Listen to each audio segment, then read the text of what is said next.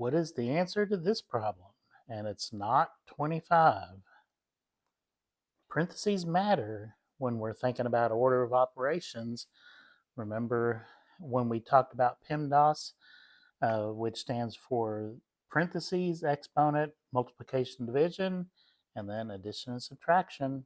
So let's go back to our problem. What some students are going to want to do is they'll want to do the 9 minus 4 and the 9 minus 4, multiply those together and get 25. But nope, it is not 25. So let's take a look at what PEMDAS says. We need to do what's inside the parentheses first. So 9 minus 4 is going to give us 5. And then we'll have times the 9 minus the 4. Well, what do we do next? We do the multiplication. And so we'll get 45 minus 4.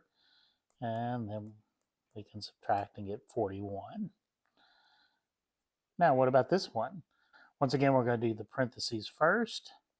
So we end up with 9 minus 4 times 5. Now do the multiplication next. And we get 9 minus 4 times 5 is 20. And so 9 minus 20 is going to give us negative 11. Now, what about this one? Get rid of the parentheses completely. Now we're going to do the multiplication first. So we'll get 9 minus 4 times 9 is 36 minus the 4. Now we go from left to right.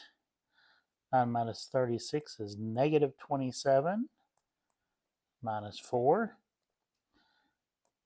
Negative 27 minus 4 is going to be negative 31. So as you can see, parentheses matter, and where the parentheses is located will change things. So make sure you pay attention and do the order of operations correctly. Don't forget to like, subscribe, and comment, and I will see you in the next video.